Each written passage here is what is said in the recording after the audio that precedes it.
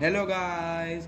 आज हम लोग अपना नया चैनल शुरू कर रहे हैं जिसका नाम की है स्टडी बड़ी। इसमें आज हम लोग पहले दिन आईसीएसई की क्लास 10th की बायो पढ़ेंगे। उसमें हम लोग पहला chapter cell cycle and cell division पढ़ेंगे, जो कि आपके एग्ज़ाम पॉइंट ऑफ व्यू से बहुत ही इंपॉर्टेंट चैप्टर है और एग्ज़ाम में इसके 10 से 15 मार्क्स के क्वेश्चन आपको मिल जाएंगे। और ये बहुत ही ईजी चैप्टर है। आप समझ सकते हैं कि ये आपकी बुक का सबसे ईजीएस्ट चैप्टर में से एक है और इसको अगर आप लोग एक बार कॉन्सेप्ट इसका समझ जाए तो आपको इसको पूरे साल करने में कोई दिक्कत नहीं होगी।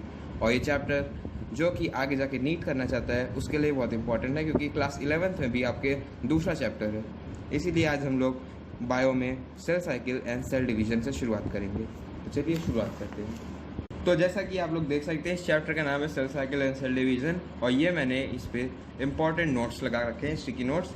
इसके पीछे आप लोग देख सकते हैं कि मैंने cell cycle and cell division chapter खोला है और इस नोट्स का पीडीएफ मैं आपको भेज दूंगा, आप डिस्क्रिप्शन बॉक्स में देख सकते हैं। मैंने कि जैसा कि आप जानते हैं, मैं अभी बोर्ड एग्ज़ाम दे चुका हूँ और मेरे बोर्ड में बायो में फुल मार्क्स आए थे 100 आउट ऑफ 100 और इसीलिए मेरी बुक आपको देख रही होगी, इस पर इंपॉर्टेंट पॉइंट्स हाईलाइटेड है। चलिए शुरू करते हैं। तो जो सेल होती है वह सबसे बेसिक फंडामेंटल और स्ट्रक्चरल यूनिट होती है ह्यूमन बॉडी की। ये आपने क्लास 9 में पढ़ा होगा, आपके पहले चैप्टर में सेल की डेफिनेशन है। तो अब उसके बारे में हम लोग ये जानेंगे कि हम लोगों की सेल कैसे डिवाइड होती है और डिवाइड होके वो क्या कैसे कौन सी प्रोसेस होती है जो डिवाइड करने में हेल्प करती है, सेल में डीएनए कैसे होता है और सेल में क्या क्या और चीज़ें होती है डिवीजन के समय। तो हम लोग शुरू करते हैं। क्रोमोसोम आपने 9th में पढ़ा होगा, लेकिन आपने उतना डिटेल में नहीं पढ़ा होगा, तो आज से हम लोग क्रोमोसोम इसमें बहुत डिटेल में है। तो आप यहाँ पे देख सकते हैं क्रोमोसोम का पिक्चर, इसी को हम लोग क्रोमोसोम कहते हैं जब माइक्रोस्कोप में ऐसे ही क्रोमोसोम दिखता है। अब हम लोग आगे पढ़ेंगे। What are chromosomes? क्रोमोसोम्स आप जानते हैं कि क्रोमैटिन फाइबर होते हैं। क्रोमैटिन फाइबर न्यूक्लियस में होते हैं सेल के। वो बहुत ही एकदम धागे की तरह, जब आप धागा देखते हैं वो धागे की तरह एकदम पतले होते हैं और वो पूरे न्यूक्लियस में बहुत सारे होते हैं। लेकिन हर न्यूक्लियस में, हर स्पीशीज़ में, जैसे कि आप समझ लीजिए ह्यूमंस में एक सेल में fix number of chromatin fibre ही होते हैं, उससे ज़्यादा भी नहीं होंगे, उससे कम भी नहीं होंगे। हर स्पीशीज़ में fix number of chromatin fibre होते हैं। फॉर एग्जांपल ह्यूमन में 46 क्रोमोसोम होते हैं, तो आप 46 क्रोमोसोम ही रहेंगे। और जैसे कि आप टाइगर का एग्जांपल ले सकते हैं, टाइगर में 36 क्रोमोसोम होते हैं, 36 क्रोमोसोम ही रहेंगे। तो अब आगे समझते हैं कि क्रोमोसोम होता क्या है और वो बनता कैसे है। तो जैसा कि आप जानते हैं कि हमारी बॉडी में बहुत सारी सेल हैं और हर सेल में एक डीएनए होता है, उसका खुद का डीएनए जो कि न्यूक्लियस में होता है। और जो डीएनए होता है वो क्रोमोसोम के अंदर पैक रहता है। हर न्यूक्लियस के अंदर क्रोमोसोम होता है, क्रोमोसोम के अंदर डीएनए होता है। क्रोमोसोम बनते हैं कि जब वो आपको मैंने शुरुआत में बताया, जो धागे की तरह क्रोमैटिन फाइबर होते हैं वो जब कंडेंस हो जाते हैं, एक दूसरे से जुड़ के मोटे हो जाते हैं, तो उसको हम लोग क्रोमोसोम कहते हैं। ये आप यहाँ पे क्रोमोसोम्स की डेफिनेशन देख सकते हैं, highly coiled and condensed chromatin fibre. तो ये कॉइल्ड और कंडेंस की पॉइंट है, इसको आप एग्जाम में नहीं लिखेंगे तो आपको 0 मार्क्स मिल सकते हैं। इसीलिए हाईली कॉइल्ड और कंडेंस, जो कि मैंने बताया, जो क्रोमैटिन फाइबर एकदम पतले पतले होते हैं और जब कंडेंस्ड हो जाते हैं, मोटे हो जाते हैं, तो उनको क्रोमोसोम्स कहा जाता है। जैसा कि आप यहाँ देख सकते हैं, यहाँ पे देखिए ये जो पतले पतले धागे टाइप के आपको दिख रहे हैं, ये है क्रोमैटिन फाइबर्स। ये जब और मोटे होते जाते हैं तो ये क्रोमोसोम्स का शेप लेते जाते हैं, जैसे वो यहाँ पे और मोटा हो गया और यहाँ पे ये इस तरह से एक्स शेप का जो हो गया, ये जो एक्स शेप आपको दिख रही है, ऐसे ऐसे एक्स टाइप का शेप, तो इसको हम लोग कहते हैं क्रोमोसोम। ये यहाँ से ऐसे मोटे होते होते होते ऐसे बन जाते हैं। अब आप आगे पढ़ेंगे कि ये ऐसे कैसे बनता है, ये आगे के चैप्टर में आपके दिया हुआ है। तो क्रोमोसोम्स की डेफिनेशन हमको पता चल गई और क्रोमैटिन फाइबर के बारे में पता चल गया। और यहाँ पे आप देख सकते हैं क्रोमैटिन फाइबर की डेफिनेशन दी हुई है। Chromatin fibre appears to be very long and extremely thin darkly stained fibre. ये है क्रोमैटिन फाइबर की डेफिनेशन। अगर आपसे एग्जाम में पूछा जाए क्रोमैटिन फाइबर की डेफिनेशन तो आप ये लिखेंगे, और अगर क्रोमोसोम की डेफिनेशन पूछा जाए तो आप ये लिखेंगे। ठीक है, अब हम लोग आगे बढ़ते हैं। तो जैसा कि हम लोग जानते हैं, जब सेल डिवाइड होने वाला होता है, जैसे सेल जब रेस्टिंग फेज में है तो हम लोगों को क्रोमोसोम नहीं दिखाई देगा। जब सेल डिवाइड होने वाला होगा तो फिर हम लोगों को क्रोमोसोम्स दिखने लगेंगे। जैसा कि जब हम लोगों का सेल रेस्ट कर रहा है रेस्टिंग फेज में, तो क्रोमैटिन फाइबर उसके अंदर दिखेंगे जो पतले पतले धागे टाइप के होते हैं। लेकिन जैसे ही वो डिवाइड करने के लिए अपने आप को प्रिपेयर करने लगता है, तो उसमें हम लोगों को, जैसे कि यहाँ पे लिखा है, when cell prepares to divide the chromatin fibre coils, यानी कि क्रोमैटिन फाइबर मोटे होने लगते हैं और वो क्रोमोसोम्स में बदल जाते हैं जब सेल डिवाइड होने के लिए तैयारी कर रहा होता है। रेस्टिंग फेज में उसके अंदर क्रोमैटिन फाइबर होते हैं, लेकिन जब वो डिवाइड होने वाला होता है तो उसमें क्रोमोसोम्स आ जाते हैं। तो अब हम लोग यहाँ पे आप ये पढ़ सकते हैं कि यहाँ पे जो मैंने अभी आपको बताया वो लिखा हुआ है। अब हम लोग आगे पढ़ेंगे डिस्कवरी ऑफ क्रोमोसोम्स। क्रोमोसोम्स से डिस्कवरी एक साइंटिस्ट ने की थी, जर्मन साइंटिस्ट ने। उनका नाम वाल्डर फ्लेमिंग था। आप यहाँ पे देख सकते हैं, मैंने अंडरलाइन किया हुआ है। और इन्होंने इसकी डिस्कवरी की थी वो लार्वे ऑफ सेलेमेंडर में। यहाँ पे लिखा हुआ है लार्वा ऑफ सेलेमेंडर। जो लार्वा ऑफ सेलेमेंडर होता है वो उसमें बहुत सारे सेल होते हैं उसके लार्वा में, जो बहुत ही जल्दी जल्दी डिवाइड होते हैं। तो जब उन्होंने लार्वा ऑफ सेलेमेंडर को देखा माइक्रोस्कोप से, वाल्डर फ्लेमिंग की एक आदत थी कि वो जो भी चीज़ पाते थे उसको माइक्रोस्कोप में देखने लगते थे। तो जब उन्होंने सेलेमेंडर के लार्वा को माइक्रोस्कोप में देखा तो उनको दिखा कि बहुत सारी सेल हैं जो लगातार डिवाइड होती जा रही है, और उन सेल के अंदर धागे जैसा कुछ है। तो उन्होंने उस धागे जैसे चीज़ को देखा और उनको लगा कि ये जो धागे जैसी चीज़ है ये डिवाइड हो रही है बहुत जल्दी जल्दी और मोटी हो रही है। तो उनको उसका डिवीज़न ऐसे लगा कि कोई धागा कट के डिवाइड होता जा रहा है। तो उन्होंने उसका डिवीज़न को नाम दे दिया माइटोसिस। आप यहाँ पे पढ़ सकते हैं, there are threads that appear to be dividing lengthwise. जो उन्होंने थ्रेड देखा था, यानी कि जो क्रोमैटिन फाइबर देखा था वो लेंथ वाइज डिवाइड हो रहे थे, तो उन्होंने उसके डिवीज़न को माइटोसिस कह दिया। अब हम लोग आगे पढ़ेंगे माइटोसिस क्या होता है, ये आपके आगे के चैप्टर में दिया हुआ है लास्ट में। अब हम लोग अगले पेज पे आते हैं। क्रोमैटिन। जो क्रोमैटिन होता है वो दो चीज़ों से बनता है। जो क्रोमैटिन फाइबर हम लोगों में होता है न्यूक्लियस में सेल के, वो दो चीज़ों को मिला के बनता है। पहला डीएनए, इसका फुल फॉर्म बहुत ही इंपॉर्टेंट है, एग्जाम में पूछा जाता है। डीएनए का full form deoxy ribo nucleic acid. ये 40% होता है बनाने में, उसका 40% हाथ है। और दूसरी चीज़ जो क्रोमैटिन फाइबर को बनाती है वो है हिस्टोन्स। तो डीएनए और हिस्टोन्स को मिला के क्रोमैटिन बनता है। हिस्टोन एक तरीके का प्रोटीन होता है, इसकी डेफिनेशन आपको आगे चैप्टर में मिलेगी इसी पेज पे। हिस्टोन 60% होता है क्रोमैटिन फाइबर में और डीएनए 40%। इनका कॉम्पोजिशन आपको याद करना पड़ेगा, ये भी एग्जाम में पूछा जाता है। अब हम लोग आगे पढ़ेंगे डीएनए की डिस्कवरी किसने की। तो जो डीएनए मॉलिक्यूल था उसकी सबसे पहले स्टडी रोजालिंड फ्रैंकलिन ने की थी। ये साइंटिस्ट का नाम आपको लिखना बहुत इंपॉर्टेंट है, ये बोर्ड का एक फेवरेट क्वेश्चन है जो कि वो आपसे पूछता रहेगा एग्जाम में, ये बहुत ही फ्रीक्वेंटली पूछा जाता है। तो जो डीएनए को सबसे पहले स्टडी रोजालिंड फ्रैंकलिन ने किया था। इससे भी जो इम्पोर्टेंट क्वेश्चन है वो ये है कि डीएनए की शेप को किसने बनाया था। तो डीएनए की जो शेप था, यानी कि उसका जो स्ट्रक्चर था, उस पर सबसे पहले वर्क किया था वॉटसन और क्रिक नाम के दो साइंटिस्ट ने। यहाँ पे लिखा हुआ है वॉटसन और क्रिक। इनको इसके लिए नोबेल प्राइज़ भी मिला था। और उन्होंने किस टाइप का डीएनए का स्ट्रक्चर दिया था दुनिया को, वो था double stranded helical structure of DNA. ये बोर्ड का बहुत ही फेवरेट क्वेश्चन है कि अगर आपसे पूछा जाए कि सबसे पहले डीएनए के बारे में स्टडी किसने किया, तो आप रोजालिंड फ्रैंकलिन लिखेंगे। और अगर आपसे पूछा जाए कि उसकी स्ट्रक्चर को सबसे पहले किसने बनाया, तो वॉटसन और क्रिक, ये दोनों नाम लिखेंगे, तभी आपको फुल मार्क्स मिलेंगे। और अगर आपसे पूछा जाए कि उन्होंने किस टाइप का स्ट्रक्चर बनाया, तो आप लिखेंगे double stranded helical structure of DNA. Double stranded यानी कि आप यहाँ पे देख सकते हैं डीएनए का शेप।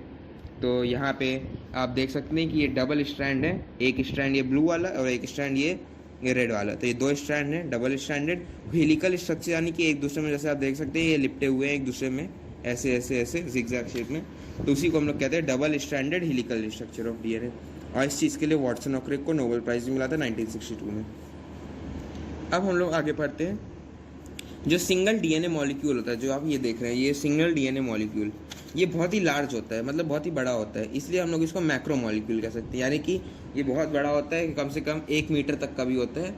तो इसीलिए इसको बहुत, और ह्यूमन्स होते हैं 2 मीटर तक का होता है, इसीलिए इसको बहुत ही ज़्यादा कॉइल्ड होना पड़ता है। आप सोचिए, सेल इतनी छोटी है जो हम लोग आँखों से दिखती भी नहीं है, और 2 मीटर का डीएनए उसके अंदर है, तो उस डीएनए को कितना ज़्यादा कॉइल्ड होना पड़ेगा, कितना ज़्यादा कंडेंस्ड होना पड़ेगा। इसीलिए अब हम लोग आगे पढ़ेंगे कि ये डीएनए कैसे इतना ज़्यादा कंडेंस्ड होता है, इतना ज़्यादा कॉइल होता है कि इतनी छोटी सी सेल में आ जाती है। तो हम लोग पढ़ेंगे कि डीएनए कैसे इतनी छोटी सी सेल में आ जाता है, 2 मीटर तक का डीएनए। ये बहुत ही नेचर का एक बहुत ही इंटरेस्टिंग फिनोमिना है कि वो कैसे इतने बड़े डीएनए को कॉइल्ड करके इतनी छोटी सी सेल में पैक कर देती है।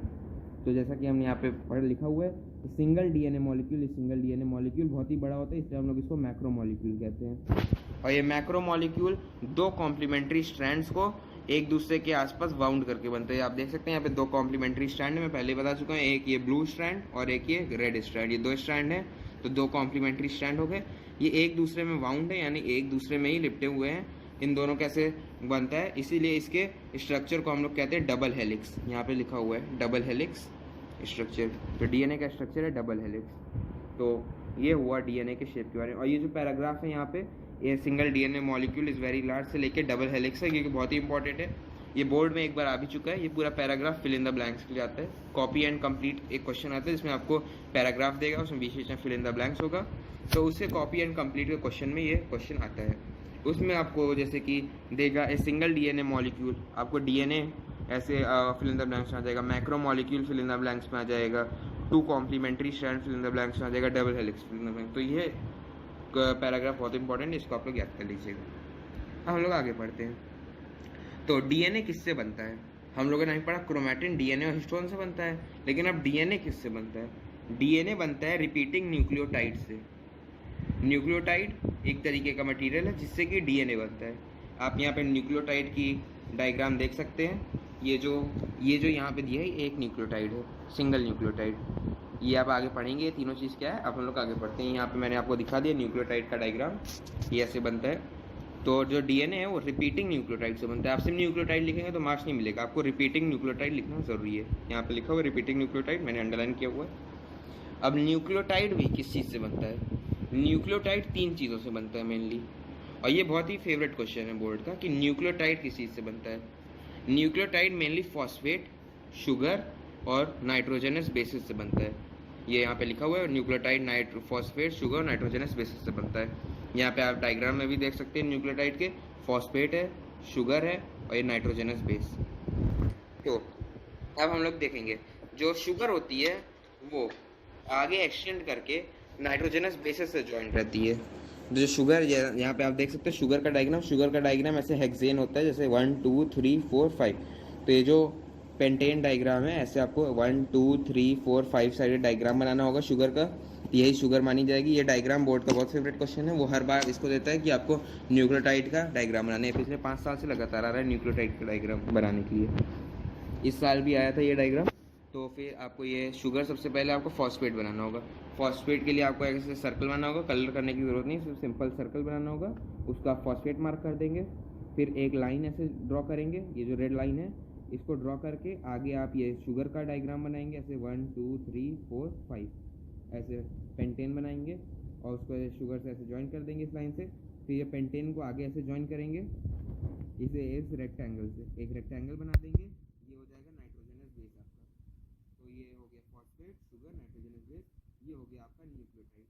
लेकिन आपको एक चीज़ का ध्यान रखना है, आपको जब न्यूक्लियोटाइड बनाएंगे तो क्वेश्चन में आपको देखना पड़ेगा कि वो क्या पूछ रहा है। अगर वो सिंगल स्ट्रैंड में 2 न्यूक्लियोटाइड पूछ रहा है तो आपको सिंगल स्ट्रैंड में 2 न्यूक्लियोटाइड का मतलब है कि आपने एक न्यूक्लियोटाइड ये बनाया, ये एक न्यूक्लियोटाइड है, ठीक है, और फिर इसके आगे एक और न्यूक्लियोटाइड बनाना होगा। यहाँ पे जैसे आप देख सकते हैं। तो आपको यहाँ पे मैंने बता दिया है न्यूक्लियोटाइड के डायग्राम कैसे बनाते हैं। लेकिन आपको एक चीज़ ध्यान में रखनी होगी कि जब वो पूछे कि यहाँ पे आपको न्यूक्लियोटाइड के डायग्राम बनाना है सिंगल स्ट्रैंड में 2 न्यूक्लियोटाइड, सिंगल स्ट्रैंड में 2 न्यूक्लियोटाइड, यानी कि आपको एक न्यूक्लियोटाइड ये बना दिया, फिर इसके नीचे आप इस लाइन से ऐसा ही न्यूक्लियोटाइड एक और बना देंगे। आप ऐसा नहीं करेंगे कि आपने एक न्यूक्लियोटाइड ये बनाया फिर इससे ज्वाइन करके इस साइड एक न्यूक्लियोटाइड, जैसा कि इस डायग्राम में बना है, जैसे कि एक न्यूक्लियोटाइड ये हो गया यहाँ तक, और फिर दूसरा कि एक न्यूक्लियोटाइड का डायग्राम ये है।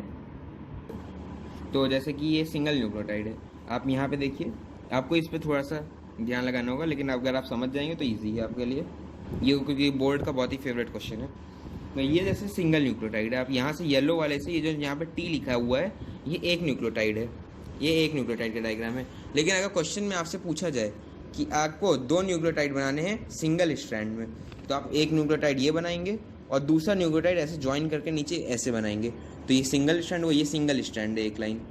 और अगर आपसे बोले कि आपको 2 न्यूक्लियोटाइड बनाने हैं डबल स्ट्रैंड में, तो आप एक न्यूक्लियोटाइड ये बनाएंगे यहाँ तक, ये जो टी लिखा हुआ है आप देख सकते हैं यहाँ पे, ये जो टी लिखा है एक न्यूक्लियोटाइड ये, फिर इसी से ज्वाइन करके दूसरा न्यूक्लियोटाइड ऐसे बना देंगे। तो ये डबल स्ट्रैंड में 2 न्यूक्लियोटाइड हो गए। अगर सिंगल स्ट्रैंड में 2 न्यूक्लियोटाइड पूछे तो आप ऐसे बनाएंगे, अगर डबल स्ट्रैंड में 2 न्यूक्लियोटाइड पूछे तो आप ऐसे बनाएंगे। ये स्टेयर्स का है जैसे जो दिख रहा है। अब हम लोग देखेंगे न्यूक्लियोटाइड को हम लोग समझ गए, डीएनए न्यूक्लियोटाइड से बनता है, रिपीटिंग यूनिट्स ऑफ न्यूक्लियोटाइड, और न्यूक्लियोटाइड फॉस्फेट, शुगर और नाइट्रोजनस बेसिस से बनता है। और नाइट्रोजनस बेसिस 3 टाइप के होते हैं, एडिनाइन, गुएनाइन, साइटोसाइन और थाइमाइन, 4 टाइप के होते हैं। और जो नाइट्रोजनस बेसिस होते हैं वो हाइड्रोजन बॉन्ड की मदद से न्यूक्लियोटाइड में ज्वाइन रहते हैं। जैसे आप यहाँ पे देख सकते हैं कि ये जो 2 नाइट्रोजनस बेसिस हैं टी और ए, टी का मतलब थाइमाइन, ए का मतलब एडिनाइन, ये दोनों जो नाइट्रोजनस बेसेस हैं ये बीच में हाइड्रोजन बॉन्ड की मदद से ज्वाइन है। यहाँ पे लिखा हुआ हाइड्रोजन बॉन्ड। तो सारे जो नाइट्रोजनस बेसेस होते हैं वो हाइड्रोजन बॉन्ड की मदद से ज्वाइन रहते हैं। जो एडिनाइन होता है वो थाइमाइन से ज्वाइन रहता है 2 हाइड्रोजन बॉन्ड की मदद से, और जो गुएनाइन होता है वो साइटोसाइन से ज्वाइन होता है 3 हाइड्रोजन बॉन्ड की तरफ से। ये सब यहाँ पे लिखा हुआ है। ये इस साल बोर्ड में क्वेश्चन भी आया था कि नाइट्रोजनस 4 टाइप के नाइट्रोजनस बेसेस बताइए और कि वो कितने हाइड्रोजन बॉन्ड से वो जुड़े रहते हैं। तो आपको ये याद करना होगा। ये पूरा पैराग्राफ बहुत इंपॉर्टेंट है बोर्ड पॉइंट ऑफ व्यू से कि एडेनाइन। तो हम लोग एक बार रिकैप कर लेते हैं। क्रोमैटिन फाइबर डीएनए और हिस्टोन प्रोटीन से बनता है। डीएनए रिपीटिंग न्यूक्लियोटाइड से बनता है। न्यूक्लियोटाइड फॉस्फेट शुगर और नाइट्रोजनस बेसिस से बनता है। नाइट्रोजनस बेसिस के 4 टाइप होते हैं, एडेनाइन, गुएनाइन, साइटोसाइन और थाइमाइन। एडेनाइन थाइमाइन के साथ ज्वाइन रहता है और गुएनाइन साइटोसाइन के साथ। तो इसका बहुत ही सिंपल तरीका। और ये डायग्राम तो आपको बहुत ही इंपॉर्टेंट है बोर्ड पॉइंट ऑफ व्यू से। पिछले 5 साल से आ रहा है, इसलिए आपको इसको तो अच्छे से समझना होगा। आप चाहे तो वीडियो पॉज कीजिए और पीछे जाके वापस से समझ जाइए। ये आपको सिंगल स्ट्रैंड डबल स्ट्रैंड का कॉन्सेप्ट अच्छे से आना चाहिए। अब हम लोग आते हैं आज के आखिरी टॉपिक पे, जो कि है हिस्टोन प्रोटीन। हिस्टोन प्रोटीन आपने यहाँ पे अभी पढ़ा कि क्रोमैटिन 2 चीज़ें बनता है, डीएनए और हिस्टोन्स। डीएनए के बारे में हम लोगों ने यहाँ पढ़ लिया, डीएनए कैसे बनता है। हम लोग हिस्टोन के बारे में पढ़ेंगे, जो कि 60% होता है। हिस्टोन एक टाइप का प्रोटीन ही होता है, जैसे कि यहाँ पे लिखा है हिस्टोन प्रोटीन्स। हिस्टोन्स वो प्रोटीन होते हैं जो डीएनए का कॉइलिंग, यानी कि डीएनए आने बताया 2 मीटर का होता है ज़्यादा से ज़्यादा, और वो इतने छोटे से सेल में पैक हो जाता है। तो हिस्टोन उसकी कॉइलिंग यानी कि उसको पैक करने में और उसकी कॉइलिंग करने में हेल्प करते हैं, वो प्रोटीन होते हैं। तो हिस्टोन्स वो प्रोटीन होते हैं जो डीएनए की कॉइलिंग यानी कि उसको मोड़ने ओड़ने में और उसकी पैकेजिंग करने में, उसको न्यूक्लियस के अंदर, क्रोमोसोम के अंदर उसकी पैकेजिंग करने के लिए हेल्प करते हैं। और जब वो उसको पैक कर देते हैं तो उसको हम लोग न्यूक्लियोसोम कहते हैं। जैसे कि डीएनए है, उससे कॉइल करके पैक कर दिया उन्होंने स्ट्रक्चरल यूनिट्स में क्रोमोसोम के अंदर, तो उस स्ट्रक्चरल यूनिट्स को हम लोग न्यूक्लियोसोम कहते हैं। तो हम लोग रिकैप करते हैं। Histone are the proteins that help in the coiling and packaging of DNA. Coiling and packaging करते हैं डीएनए की इनटू स्ट्रक्चरल यूनिट्स। डीएनए को पैक करके स्ट्रक्चरल यूनिट्स बना देते हैं, उन स्ट्रक्चरल यूनिट्स का नाम है न्यूक्लियोसोम। ये डेफिनेशन है आपकी हिस्टोन प्रोटीन्स की। हिस्टोन प्रोटीन्स की डेफिनेशन भी बहुत इंपॉर्टेंट है, ये भी बोर्ड आपसे पूछता है बहुत बार, ये भी उसका एक फेवरेट क्वेश्चन है। तो हिस्टोन प्रोटीन्स की भी डेफिनेशन आपको याद करनी पड़ेगी, ये 2 मार्क्स के क्वेश्चन में आता है। और न्यूक्लियोसोम की डेफिनेशन आपको यहाँ पे मिल जाएगी। न्यूक्लियोसोम अगर आपसे हिस्टोन की डेफिनेशन पूछे तो आप ये वाली डेफिनेशन लिखेंगे, हिस्टोन से लेकर न्यूक्लियोसोम। अगर न्यूक्लियोसोम की डेफिनेशन पूछे तो आप ये लिखेंगे। अब मैं इसको पढ़ लेता हूँ। The DNA strand winds around a core of 8 histone proteins. एक कोर होता है जिसमें 8 हिस्टोन प्रोटीन होते हैं, वो बॉल की तरह होते हैं, उसमें 8 हिस्टोन प्रोटीन होते हैं। आप यहाँ पीछे डायग्राम में देख सकते हैं, पीछे पेज पे दिया हुआ है। ये डायग्राम बहुत ही इंपॉर्टेंट है। जैसे देखिए, ये जो एक बॉल की टाइप की शेप है, इसमें 8 हिस्टोन प्रोटीन है। ये आप अगर काउंट करेंगे तो 8 हिस्टोन प्रोटीन है। उसके चारों तरफ डीएनए ऐसे लिपटा हुआ है, जो ये रेड कलर का तार देख रहे हैं उसके चारों तरफ डीएनए है। इसी को हम लोग न्यूक्लियोसोम कहते हैं। तो ये जो स्ट्रक्चर बना, इसके चारों तरफ डीएनए बाउंड होकर, इसी को हम लोग कहते हैं न्यूक्लियोसोम। देखिए यहाँ पे लिखा भी हुआ है न्यूक्लियोसोम। तो ये डायग्राम भी बहुत इंपॉर्टेंट है। आप इस डायग्राम को देख के पूरा चैप्टर आसानी से समझ सकते हैं। तो ये न्यूक्लियोसोम की डेफिनेशन होगी। DNA strand winds around a core of 8 histone protein. तो ये जो 8 हिस्टोन प्रोटीन का कोर है, जो अभी हम लोगों ने पीछे डायग्राम में देखा, इसको हम लोग हिस्टोन ऑक्टेमर नाम से भी जानते हैं। ये नेम द फॉलोइंग का एक बहुत इंपॉर्टेंट क्वेश्चन है। आपको डेफिनेशन देगा और पूछेगा इसको क्या कहते हैं, तो आप कहेंगे हिस्टोन ऑक्टेमर। और हर ये स्ट्रक्चर जो हमने आगे पीछे देखा, उस स्ट्रक्चर का पूरा नाम है न्यूक्लियोसोम। जब वो सिर्फ बिना डीएनए, अगर उसके चारों तरफ डीएनए लिपटा हुआ नहीं है, सिर्फ 8 हिस्टोन प्रोटीन है एक बॉल के शेप के, तो उसको हम लोग हिस्टोन ऑक्टेमर कहेंगे। और जब उसके चारों तरफ डीएनए ऐसे आ जाएगा तार की तरह, तो उसको हम लोग न्यूक्लियोसोम कहेंगे। तो हम लोगों ने न्यूक्लियोसोम की डेफिनेशन देख ली। और ये डेफिनेशन ये आपको सिर्फ ये रीड करना है। सिंगल ह्यूमन क्रोमोसोम में है अबाउट अ मिलियन न्यूक्लियोसोम। ये आपके लिए एग्जाम में नहीं आएगा, ये आपको रीड करना है। तो अब हम लोग each human cell contains approximately of 2 metres of DNA. हर ह्यूमन सेल में 2 मीटर्स तक का डीएनए होता है। सोचिए 2 मीटर्स कितना बड़ा है, और सेल की साइज़ इतनी छोटी है कि वो हम लोगों को माइक्रोस्कोप से भी अच्छे से नहीं दिखती। तो उसको कितना ज़्यादा कॉइल और कंडेंस होना पड़ेगा। जैसा कि आप यहाँ पे देख सकते हैं, डीएनए जो कॉइल होता है वो टेलीफोन का जो वायर होता है, यहाँ पे आप देख रहे हैं, उसकी तरह कॉइल्ड और सुपर कॉइल होता है। आपने देखा, अगर टेलीफोन देखा है कभी जो पहले आता था, उसमें जो कॉइल होती है वो जब एक दूसरे में लिपट जाती है तो वो बहुत ही ज़्यादा सुपर कॉइल्ड हो जाती है। जैसे कॉइल्ड हुई, फिर उसकी और लिपटी, सुपर कॉइल्ड हो गई। ऐसे ही हम लोगों के डीएनए में होता है। जैसे यहाँ पे डायग्राम में देखिए, ये डीएनए है, ये सबसे पहला डीएनए है, जो डीएनए की रियल शेप होती है, जो आपने देखा होगा बुक के, आपने बुक में भी देखा होगा बना हुआ है डीएनए की पहले शेप। फिर उसको कॉइल हुआ, जैसे कि यहाँ पे आप देख रहे हैं ये डीएनए, फिर डीएनए से वो ये हिस्टोन प्रोटीन्स का 8 हिस्टोन प्रोटीन्स का ग्रुप बना, तो वो ग्रुप को हिस्टोन ऑक्टेमर कहा गया। हिस्टोन ऑक्टेमर के चारों तरफ डीएनए आ गया, उसको सराउंड कर लिया, उसको हम लोग न्यूक्लियोसोम कहा। न्यूक्लियोसोम भी कंडेंस होते हुए ऐसे गया और फिर वो और ज़्यादा कंडेंस हुआ, सुपर कॉइल्ड हुआ, फिर वो क्रोमैटिन फाइबर में बदल गया, फिर क्रोमैटिन फाइबर भी और कंडेंस हुए जब सेल डिवाइड होने हुई, फिर वो क्रोमोसोम बन गया। तो इसी को हम लोग कहते हैं पूरा का पूरा डीएनए से क्रोमोसोम तक की जर्नी। ये बहुत ही इंपॉर्टेंट है, ये डायग्राम आपको पूरा याद करना होगा। ये जो यहाँ पे इस तरफ लिखा है ये आपके लॉजिकल सीक्वेंस का बहुत ही इंपॉर्टेंट क्वेश्चन है। ये 2019 में बोर्ड में आ चुका है लॉजिकल सीक्वेंस, और बच्चों को उस बार पता नहीं चल पाया था कि लॉजिकल सीक्वेंस कहाँ पे लिखा हुआ है। तो ये आपको एक लॉजिकल सीक्वेंस बहुत इंपॉर्टेंट है जो कि डायग्राम में है, तो आपको ये पूरा डायग्राम अच्छे से याद करना होगा, देखना होगा। तो आज के लिए बस इतना ही, और अगली वीडियो में हम लोग आगे के चैप्टर के बारे में डिस्कस करेंगे, और अगले 3-4 वीडियो में हम लोग का चैप्टर कंप्लीट हो जाएगा। फिर हम लोग इसकी एक्सरसाइज करेंगे, आगे हम लोग स्ट्रक्चर ऑफ क्रोमोसोम के बारे में समझेंगे। अभी हम लोगों ने समझ लिया है कि क्रोमोसोम कैसे बनता है, और उसके आगे हम लोग देखेंगे क्रोमोसोम डिवाइड कैसे होता है, क्रोमोसोम का स्ट्रक्चर क्या है, और सेल्स क्यों डिवाइड होती है, उसका नीड क्या है सेल्स के डिवाइड होने का। ये सब हम लोग आगे की वीडियो में देखेंगे। और मैं इस वीडियो के और में जो मैंने अभी आपको पढ़ाया है उसके बारे में इंपॉर्टेंट पीडीएफ और इंपॉर्टेंट क्वेश्चंस आपको डिस्क्रिप्शन बॉक्स में दे दूंगा, वहाँ से जाके आप डाउनलोड कर सकते हैं। और इस चैप्टर के PYQs यानी प्रीवियस ईयर क्वेश्चंस भी आपको डिस्क्रिप्शन बॉक्स में दे दूंगा, वहाँ जाके आप डाउनलोड कर सकते हैं। और आप मेरा वीडियो देखते रहिए और बेल आइकन ज़रूर दबाइएगा, और इस वीडियो को लाइक भी कीजिएगा।